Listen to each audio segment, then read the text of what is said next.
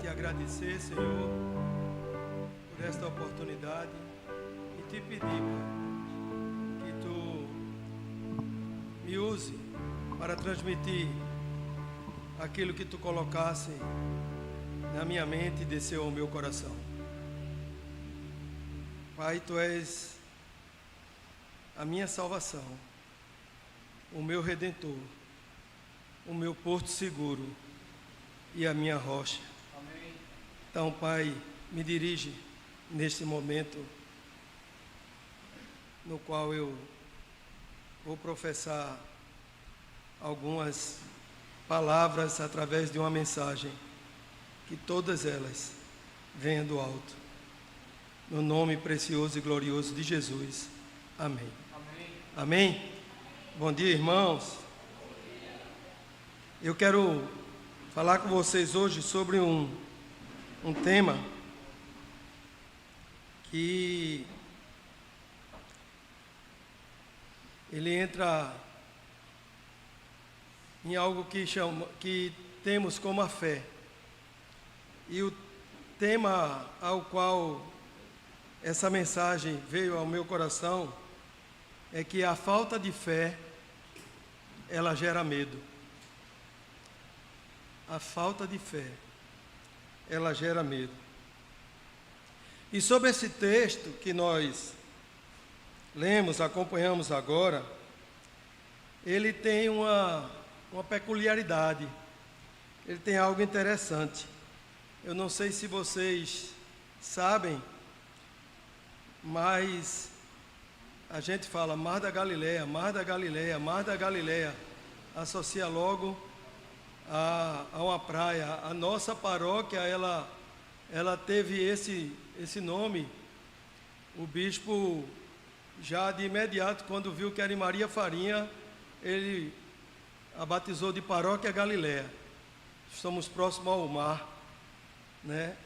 Mas, na verdade, o Mar da Galileia, ele não é um mar, ele é um lago. Ele é um lago de água doce.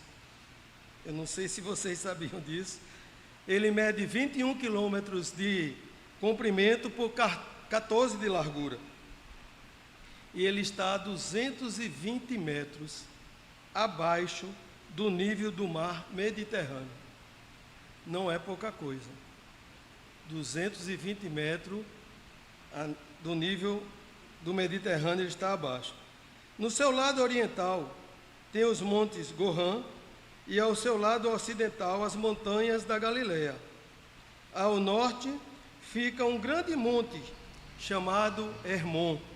Esse monte é citado nas passagens bíblicas, que na maior parte do tempo, esse monte, devido à sua altitude, ele fica com o seu cume, com o seu pico coberto de gelo. Ele é muito frio e ele tende a ter, em determinados períodos do ano, ele fica coberto de gelo, as baixas temperaturas e a sua altitude. E aí o que é que acontece? Ocasionalmente acontece justamente um fenômeno. Os ventos descem desse monte, emparedados pelos que eles estão cercados. Quando passam no lago, né, no Mar da Galileia, o mar fica revolto, a água fica revolta e criam tempestades, criam ondas e provavelmente, né, independente da temperatura ou da hora do dia, pode acontecer esses ventos e aí essa tempestade acontece, os ventos agitando a água. Então, acredita-se que esse fator, ele tem acontecido justamente nessa passagem lida, ao qual Jesus entra no barco e vai para a outra margem, né, com os seus discípulos. E engraçado é que ele já vai para outra margem e aí lá ele já vai operar o milagre do gadareno endemoniado. Então, aí quando a gente voltar a incredulidade dos discípulos, nós vamos ver que nós somos assim. Nós somos assim. Então, eu quero falar sobre 3 episódios e um quarto sobre tempestades em nossas vidas, e depois eu me referi, arrematando ao que Deus ministrou no meu coração em relação à fé. Sobre tempestades, essas tempestades que acontecem em nossa vida, elas são inevitáveis. As tempestades que acontecem em nossas vidas, elas são inevitáveis. Do nosso nascimento à nossa morte, todos nós, em algum momento de nossas vidas, vamos enfrentar tempestades, dificuldades. Então, são inevitáveis. 2, as tempestades, elas são imprevisíveis. Elas não mandam o aviso prévio, vai acontecer uma situação difícil. Quando você menos espera, tem uma tempestade na tua vida, na minha vida. Elas não fazem parte do nosso planejamento.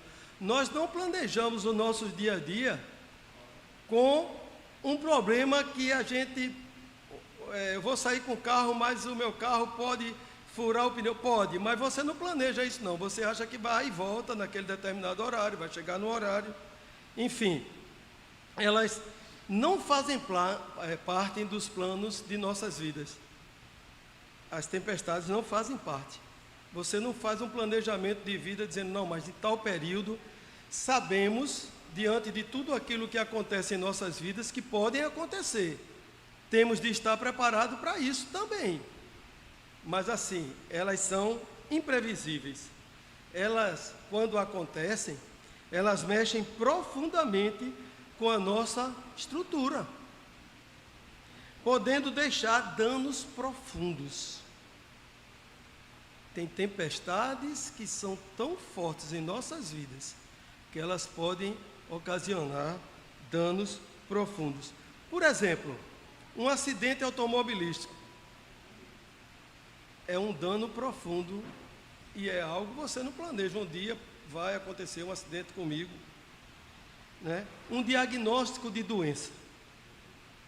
Você está aqui normalmente e tal, às vezes vai fazer o exame de alguma coisa e aparece outra. Já aconteceu. Então um diagnóstico desse também não está no planejamento da tua vida como plano. São tempestades imprevisíveis. Divórcio. Está tudo muito bom, está tudo muito bem, o casal estava indo bem e de repente há um abalo no relacionamento e há um divórcio, há uma separação. Então, também é algo que eu não me caso planejando, se casar assim, meu filho. Até que no mundo existe isso. Muitas pessoas dizem, vamos casar, se não der certo, separa. Não é assim. Para nós, povo de Deus, não é assim. Nós temos de ter toda uma preparação, todo um entendimento, todo um pré-nupcial. Tem até um filme bem interessante sobre isso. Porque não é para se separar. É para viver até o fim da vida. Você diz isso quando faz a aliança com Deus. Até que a morte nos separe. Então, vamos comemorar. Eu soube ontem que existe, eu não sei quem já fez, viu? Mas bodas de Jequitibá. Vocês sabem quantos anos é bodas de Jequitibá casado? Alguém aqui sabe? Fora Janete. 100 anos. Vocês conhecem alguém que esteja casado por 100 anos? É difícil a gente encontrar pessoas que façam 100 anos, né? Bodas de Jequitibá. Eu acho que foi a turma antiga, né? Sara, Abraão, aquela turma lá, né? Rebeca e tal. Foi essa turma. Mas assim, então, essas tempestades são imprevisíveis. O terceiro tipo de tempestades que eu quero citar aqui para vocês, não é tipo, é que as tempestades são incontroláveis. as tempestades são incontroláveis. Veja bem, no caso dessa passagem que nós lemos, a maioria dos discípulos que estavam com Jesus eram pescadores. E provavelmente eles, por usarem o mar da Galileia até antes de encontrar Jesus para pescar, eles devem ter passado por algum tipo de tempestade com esses ventos que era recorrente. Não era uma coisa que só foi porque Jesus estava naquele barco, não. De vez em quando acontecia, porque é propício o cenário para uma tempestade devido aos ventos se emparedarem e tornarem as águas revoltas.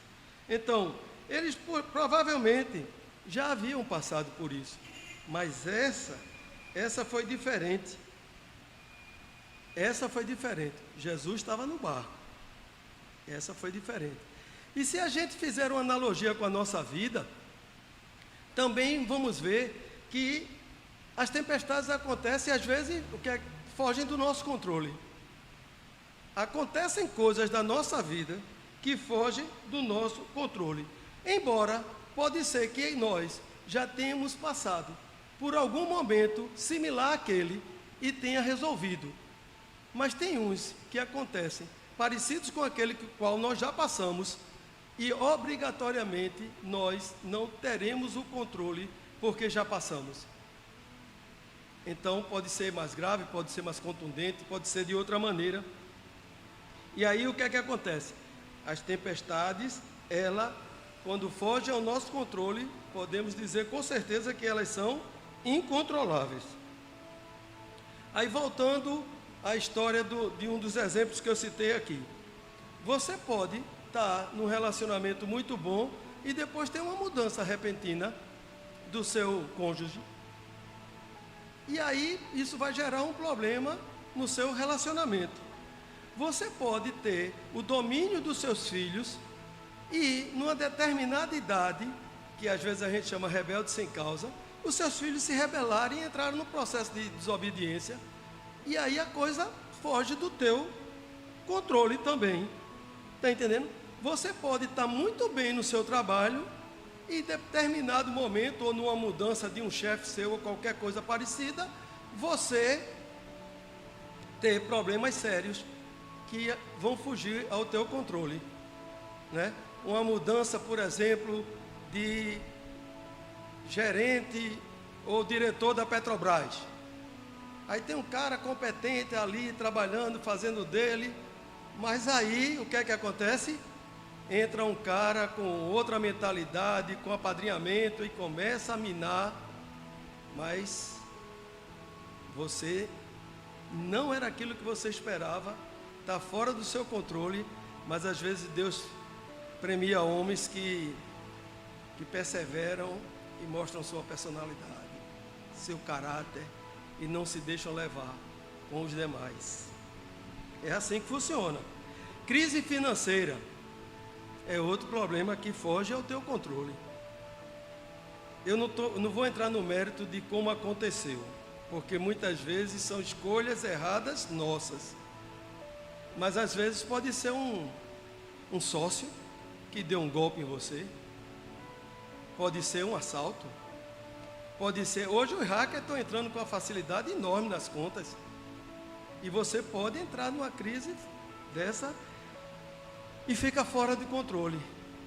Ou seja, o seu barco fica à deriva, ele não está sob o seu comando. Ele fica naquele momento, momentaneamente, incontrolável. Então, meus irmãos, nós falamos aqui de 3 tipos de tempestade. O que as tempestades são em nossas vidas? Inevitáveis, imprevisíveis e, muitas vezes, incontroláveis. Mas eu tenho uma notícia boa para nós em relação a tempestades. Uma notícia muito boa. Tome isso no seu coração e guarde. As tempestades de nossas vidas, elas são permissão de Deus na minha e na sua vida. É permissão de Deus. Deus é soberano. Ele não é pego de surpresa como nós. E então, as tempestades que vêm sobre nós, elas podem ser surpreendentes para nós, mas para Deus, Ele está no controle daquela tempestade, na minha e na sua vida. Creia nisso, creia nisso. Então, por pior que ela seja, Deus jamais deixará de saber o que fará. Deus sabe o que vai fazer. E aí a gente vai começando a entrar no princípio da fé. Quando nós estamos numa situação dessa, desesperados, creia, Deus sabe o que vai fazer. E se você buscá-lo, Ele vai te orientar de maneira tal que essa tempestade, ela não vai ser duradoura, ela vai ser passageira. Pode crer nisso. Pode crer nisso. Deus sempre saberá o que fazer. As tempestades em nossas vidas, ela não vem para destruir, ela vem para revigorar a nossa alma. Quando você passa, você sai fortalecido. Quando eu estou fraco, forte eu estou, porque eu tenho um Deus que cuida de mim. Então, essas tempestades de nossas vidas, elas não são para nos destruir, elas são para revigorar a minha e a sua alma. Também creia nisso. Porque se você ama a Deus, acredita neles, as tempestades vão contribuir de alguma maneira para o nosso bem. Quando você passar o filme e ver como conseguiu passar na prova, você vai ver que ela, de alguma forma, te ajudou. De alguma forma, ela te preparou. De alguma forma, ela te mostrou algo. Ela não vem para nos afastar de Deus. Muitas vezes a gente se rebela. Muitas vezes a gente põe a culpa em Deus. Por que, meu Deus? Por que aconteceu isso? Que Deus é esse? É recorrente você ouvir isso quando conversa com os irmãos que passou por algo trágico ou alguma coisa muito forte. Mas pelo contrário, quando você tem Deus no coração e acredita em Deus, ela nos faz mais dependentes dEle. Porque sabemos que tem um Deus que cria, que nos cria, que nos abençoa, que cuida de nós. Então, ao contrário do que muita gente pensa, de que quando está numa provação, num deserto ou numa forte tempestade, a culpa de Deus, não. Quando você passa o filme de suas vidas, quando você faz uma reflexão, você vai ver que tudo aquilo que aconteceu, provavelmente, foi uma escolha errada na nossa vida. A não ser um fato, como eu citei aqui, um acidente, uma doença, mas Deus está no controle. Deus sabe o que está fazendo e Ele não se surpreende. Eu tenho um exemplo bíblico que eu vou citar aqui para vocês, para que qualquer um tenha isso como um parâmetro, que é, para mim, a maior tempestade assim individual que eu vejo na Bíblia é Jó. Jó não tinha a menor ideia do que estava ocorrendo nas hostes celestiais, e aí Deus vai mostrar a Satanás que aquele que é íntegro, que aquele que é um homem reto, que aquele que é um homem obediente, ele não vai mudar devido às circunstâncias negativas. Então, Jó foi atingido nos bens, Jó foi atingido na família e Jó foi atingido na sua saúde. É linda essa história do livro de Jó. Muito interessante e muito forte. Mas no capítulo 42, o versículo 5, ele diz assim: eu te conhecia só de ouvir falar, mas agora os meus olhos te veem. Processo todo daquele, ao ponto da mulher dele dizer: amaldiçoa esse Deus, e morre. E Jó perseverou, e no final, além de ser restituído em dobro, mas isso para Jó tanto fazia, eu creio, mas só em ele deixar de ouvir, conhecia de ouvir falar. Quantos de nós aqui, antes de nos aprofundarmos em Deus, na Bíblia, na palavra, nas orações, não conhecia Deus só de ouvir falar? Eu era um. Eu conhecia Deus de ouvir falar. Acredita? Acredito. Deus existe? Existe. E aí? Aí mais nada, só sei disso. Só vim mudar todos os meus pensamentos e meus parâmetros em relação a isso depois de um encontro há 14 anos atrás. Então, meus irmãos, o tema da nossa pregação, como eu falei para vocês aqui, né? A falta de fé gera medo.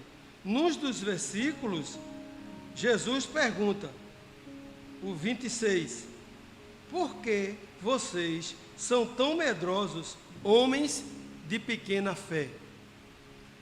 Meus irmãos, às vezes a gente critica, né, os discípulos. Rapaz, eu mesmo às vezes leio assim, né, eu digo, rapaz, esse cara não... Mas a gente é assim. A nossa fé às vezes é muito pequena. É muito pequena. E aí os discípulos, vê, os caras estavam andando com Jesus, viram Jesus curar coxo, cego, paralítico, ressuscitar. Numa tempestade, Jesus está lá, cochilo dele, tranquilão, sabendo que está sob controle para ele, e os caras lá se desesperam. Mestre, queres que perecemos? Olha, sei não, eu faço umas comparações meio... Deus me perdoe.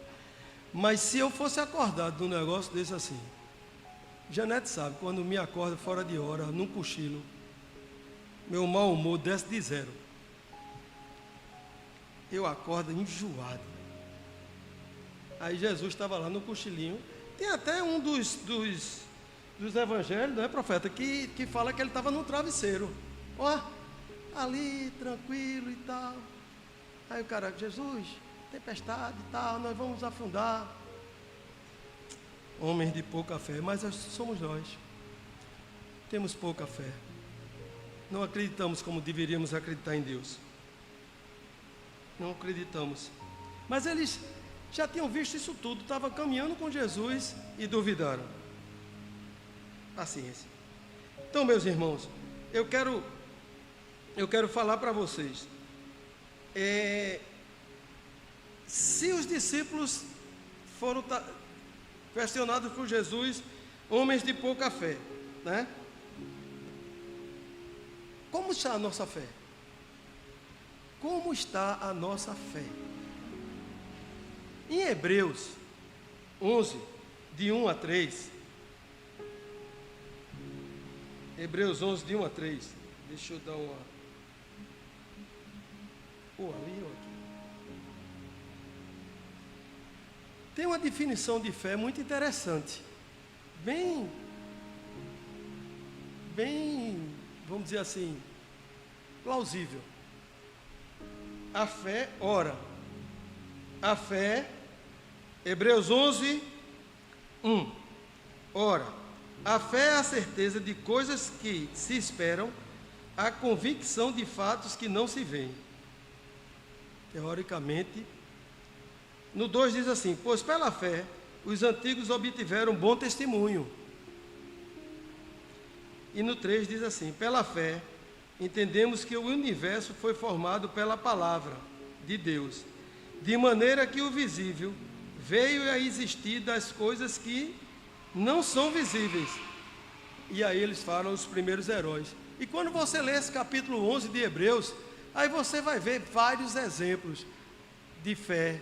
Abraão, ele cita os heróis da fé. Mas veja que coisa interessante. É ou não é? A fé, ela não é visível. Ela é uma abstrata. Então, a fé, a certeza das coisas que nós esperamos, mas nós não vemos. Mas se está no nosso coração, nós esperamos, vai acontecer. E aí você tem de estar anelado a algo muito, muito forte com Deus. Porque é impossível você ter fé sem ter conhecimento de Deus ou acreditar em Deus. Não existe.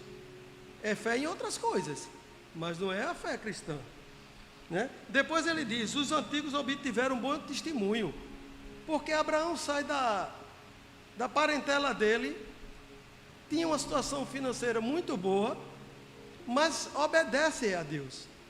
Depois, Abraão, que é taxado nosso pai da fé, ele vai e Deus diz: é para se sacrificar Isaac. Ele vai até o finalzinho. É fé. E por fim, eu creio que talvez até inconscientemente a gente já tenha uma fé de, se você acredita nessa palavra aqui, e no começo, em Gênesis, fala como Deus criou o mundo, porque Deus foi só através de palavras. Estava aquela massa, escuridão, luz, depois formas, animais, homem, até ter a desobediência. Mas toda a criação, como ele diz aqui, pela fé entendemos que o universo foi formado pela palavra de Deus, de maneira que o visível, que é hoje, veio a existir das coisas que não eram visíveis. Então, isso é muito interessante, esse entendimento de Hebreus. E aí, eu queria falar para vocês, e aí, como é que faremos? Eu não tenho fórmula de aumentar a fé de ninguém. Eu tento aumentar a minha. Mas assim, eu já falei aqui, Abraão, o pai da fé, por tudo aquilo que ele acreditava. E Abraão era como nós, humano. Abraão mentiu. Abraão entrou numa situação complicada naquele momento que ele disse que Sara era irmã. Agora vê, até nisso a mentira de Abraão era meia mentira, né? Se é que pode se dizer que tem a meia mentira, porque Sara era parente dele mesmo, irmã, né? Então foi aquela mentira, como a gente às vezes diz, uma mentira gospel, né? Uma mentira que não vai ofender, é para tu sair de uma situação. Mas assim, o pai da fé. Aí o que é que eu trouxe para o meu coração assim? Eu vejo, vou citar 2 exemplos aqui. Um eu não conheço pessoalmente e o outro eu conheço. O que eu não conheço pessoalmente chama-se Luciano Subirá. Para mim, esse pastor, ele é um homem de tremenda fé. Por toda a caminhada dele e os testemunhos de fé dele, geralmente tem testemunhas oculares. Não é aquela história que tu conta um testemunho de fé e tu está só na história. Não. O dele, todas as vezes que eu vi algum testemunho de Luciano, tinha alguém. E acreditem, não é coisa assim, a gente associa muito a esses testemunhos a milagres. Como a gente ouviu um testemunho de milagre aqui sexta-feira na vigília, né? Da filha de Nilda. Mas não, às vezes são coisas assim. Tem uma viagem, está marcado, está chegando o dia, está chegando a hora, tem de comprar a passagem, aí vem um depósito na conta de um cara que há 2 anos atrás estava devendo a ele, revendo umas anotações, disse: eita, nem paguei completo os livros, e a quantia é exata, né? Porque aí Deus, perfeito, exatamente na hora certa, na conta. A mulher do banco já pensava que ele ia dar um golpe no caixa especial, tanto ele ir lá tirar o extrato. Acho que gastou mais dinheiro de extrato do que eu tinha na conta. Meus irmãos, outra vez foi um negócio que ele conta de um panetone. E o panetone, mas pela fé, o cara disse: eu tenho de comer. E foi do bom. Ele ainda pediu, o bicho exagera, ele pede a Deus logo a melhor marca, sabe? Ele não pede um panetonezinho. E pediu 2, porque tinha um pastor com ele, ele disse: para não dividir o meu, mande logo 2. Procure ver que as histórias dele, a carteira que caiu, a água levou no esgoto, não sei quanto tempo depois, um sonho mostra onde está. Enfim, esse Luciano tem e tem também de milagre, porque ele teve um acidente que, sério, é um milagre a vida, um acidente de carro que ele teve. Mas enfim, esse Luciano está aí na mídia, vocês podem. Eu gosto muito das pregações dele, gosto muito da maneira que ele aborda, e às vezes as respostas assim, às vezes pode parecer grosseira, sabe, nos questionamentos que fazem a ele, mas a discussão dele é bem, quando você entende de quem se trata e da maneira que ele age, aí não tem julgamento em relação a uma crítica. O outro que eu quero falar, esse eu conheço, esse é o meu pai, na fé. Bispo Adonias. Bispo Adonias é um homem de fé. Ele não é de dar o testemunho dele. Não me lembro de Bispo Adonias estar dando testemunho, mas a esposa dele relata no testemunho, quando os filhos nasceram, ele dobrou o joelho. Um teve uma parada cardíaca longa. Na medicina não acontece o período, foi Caleb, e a outra foi que ia nascer com um defeito na perna, algo assim, e o homem ajoelhou, homem de fé, orou, e Deus honrou, e ele é um homem de oração e um homem de fé. E eu digo que ele é o... E aí, a gente pode dizer: não, mas aí pela família a gente bota tudo e mais alguma coisa, né? A história da Catedral do Calvário. A história da Catedral do Calvário. Um terreno numa localização daquela, doado. 6 meses depois, o doador veio a falecer. Depois, a construção, chamaram ele de sonhador. Sonhador. Aqui, hoje a catedral, e vem por aí, na fé, Instituto Teológico. Instituto Teológico, pode ter certeza, vai acontecer. Quando ele fez, Cleito tem um testemunho muito bom, Cleito, o marido de Silvana, porque Cleito está lá desde a construção. E aí Cleito diz assim: não é possível que a gente vai conseguir essa coberta. Não tinha um tostão. Tostão é outro, né? Vê? Tostão, a gente já está em Bitcoin, não sei o que, né? Aquela moeda, tostão. E conseguiram a coberta. É fé, velho. É fé. É um homem de fé. E ele, na minha vida, na vida de Jane, ele mostrou o caminho, mas nos levou no caminho. Então não só mostrou, ele também acompanhou. E devemos, obviamente, quem é o pai, se um dia você for o pai de alguém na fé, você nunca vai chamar isso para você, foi consequência de Deus estar te usando. Mas assim, é um reconhecimento, e eu acho que você honrar as pessoas nesse sentido, principalmente pessoas desse desse nível não os levará à soberba. Mas assim, então esses homens são os homens que deram um testemunho de fé. E um que eu chamo é meu pai na fé, né? Então, esses homens, Adonias e Subirá como exemplo, o que é que eles fazem que me chama a atenção e é exemplo para mim de buscar para me solidificar, aumentar a minha fé? Duas coisas. Eles buscam duas coisas com muita profundidade, dentre outras, né? Que são importantes na vida de um cristão. A leitura da palavra. Meu irmão, sem isso aqui, nós não vamos a lugar nenhum. Não tem como você acrescentar algo à sua fé se você não buscar a leitura da palavra. E o 2 é adquirir o hábito de orar e, consequentemente, jejuar. Muito pessoal o jejum.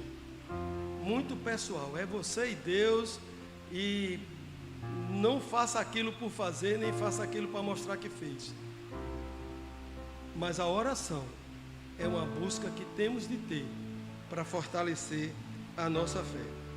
Então, se você pôr à prova esses dois fundamentos, esses dois propósitos, com certeza a sua fé vai crescer, a sua fé crescerá. Então, e aí você poderia me perguntar, como é que eu posso buscar nesses dois propósitos essa intimidade? Um eu já falei, através da leitura da palavra, né? E o outro também, crescimento através da oração. Aí você diz, e como eu posso fazer isso? E eu vou dar um exemplo aqui bem prático, nós, Galileia, priorizando Deus na sua e na minha vida, através de cultos. Esse momento é sublime. É você dedicar um pedacinho do seu tempo e se desprender do mundo aí fora e vir agradecer e cultuar a Deus. Então, através dos cultos, através das vigílias. O horário da vigília, ele pode parecer inconveniente, o horário, mas Deus, Ele vai te trazer, te levar. Você pode dormir pouco, Ele vai te recompor, por menor que seja o teu período de sono, creia nisso, e você vai sair daqui, no momento onde você for nessa vigília, regozijado, vale a pena. Grupo de oração é outro movimento que eleva o termômetro da nossa fé. Grupo de oração. Discipulado, o outro. E o que me alegra o coração é que, se você falar desses 4 exemplos que eu dei aqui, a Galileia tem esses 4. Então eu não estou dizendo uma coisa onde a gente está falando teoricamente e não tem como proporcionar. Existe. Entendo perfeitamente trabalho, dificuldades, localização geográfica de cada um. Entendo. Mas é uma maneira e a gente vai se fortalecendo. O outro, jejuando. Aí é muito íntimo, procure, leia, busque, veja quem já fez. E é interessante, porque quando você o faz, você deixa de alimentar a carne, mas alimenta o espírito profundamente, intensamente. Então, essas são algumas coisas, até complementando assim um devocional diário, uma oração diária, por curto espaço que seja. Se teu período melhor é de manhã, acorda um pouquinho mais cedo. Se de noite você consegue ir antes de dormir sem o sono bater, faça. É interessante um devocional diário e uma oração de agradecimento e de busca de clamores a Deus diariamente na vida individual de cada um.